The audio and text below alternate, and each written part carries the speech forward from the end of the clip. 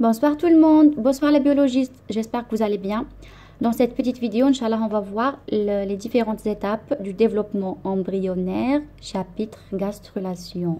Gastrulation chez l'amphibien. Plus exactement, c'est l'espèce qui est étudiée, c'est l'espèce Xenopus servaparus, pardon.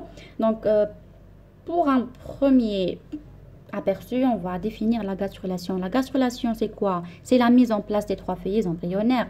Le feuillet externe qui est l'ectoblaste, le feuillet moyen qui est le mésoblaste et le feuillet interne qui est l'endoblaste. Le feuillet externe, il est en bleu. Le feuillet moyen, il est en rouge et en rose.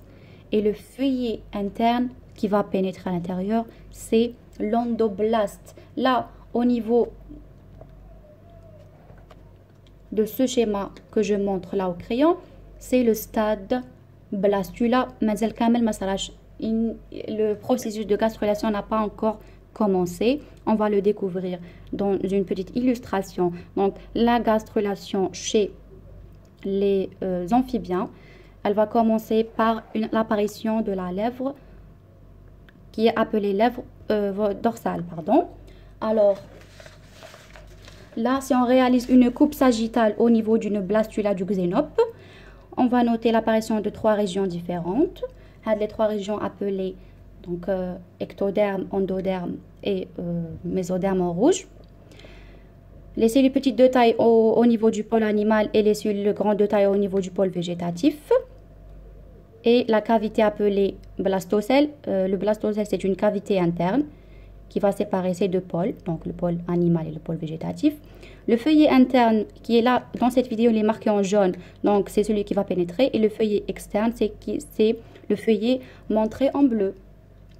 Alors, la première apparition de la gastrulation, c'est la lèvre dorsale ou bien dorsal lip. Puis, on aura plus tard les lèvres latérales. Donc ici, les phénomènes d'embolie vont commencer à se réaliser. L'embolie du feuillet interne, puis la convergence du feuillet moyen. Et juste après, il y aura l'épibolie, qui est l'extension en surface ou bien l'étalement en surface du feuillet externe appelé ectoderme. Épibolie, avec Y, c'est en anglais. Et là, l'apparition d'une nouvelle cavité appelée archentéron. C'est l'ancêtre du tube digestif qui va repousser l'ancienne cavité appelée blastocèle. C'est une vue externe dorsale car on voit la lèvre dorsale. Puis, on aura apparition des lèvres latérales, puis ils vont devenir circulaires, qui vont marquer le blastopore circulaire. Ce blastopore, ce blastopore, il va s'enfoncer. Il va enfoncer le feuillet interne. Le feuillet interne, il va se retrouver comme le dakhal. Et le mésoderme, il va se retrouver coincé entre l'endoderme et l'ectoderme. Et à la fin, on va noter que l'endoderme, il va nous donner le système digestif et respiratoire. Le mésoderme, il nous donne le squelette et les muscles, etc. Et l'ectoderme, il va nous donner le skin, ça veut dire la peau, et le système nerveux. Donc, voilà. À la fin de la gastrulation, qu'est-ce qu'on aura? Donc, à la fin de la gastrulation, on aura le germe qui va basculer sur son ventre. Le germe, il va basculer sur son ventre parce que ce qui est en vert, il est très riche en vitellus, il sera très lourd, il va faire un mouvement de bascule. Donc, au début, on aura le stade lèvre dorsale, on va d'un stade fer à cheval, on va d'un stade bouchon vitellin jeune, blastopore, il est trop grand.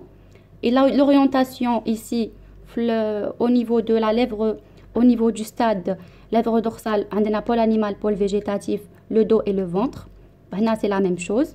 Par contre, le stade bouchon vitellin jeune, le germe, il va basculer sur son ventre et on aura la face ventrale, le dos, la région postérieure, ça veut dire l'anus, il est du côté donc droit, et la région antérieure, c'est le côté en face. Ça, c'est une coupe sagittale, toujours. Ça, c'est un stade bouchon vitellin âgé, et ça, c'est une gastrula âgée, ou bien gastrula en fin de gastrulation. Ça, les différents schémas, c'est une coupe transversale. Ça, c'est une vue externe.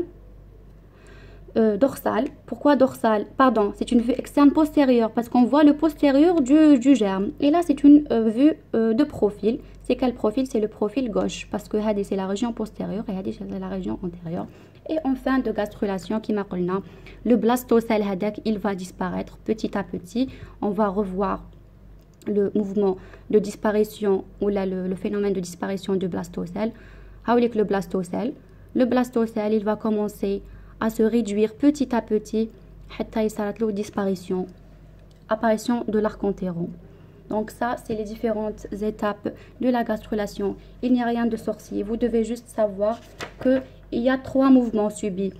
On a le mouvement de pénétration interne, l'embolie, mouvement d'extension en surface, épibolie, et mouvement d'enroulement en tapis roulant, c'est le mouvement d'involution. On a aussi l'étalement, c'est la divergence. Ou le regroupement d'une masse cellulaire, c'est la convergence.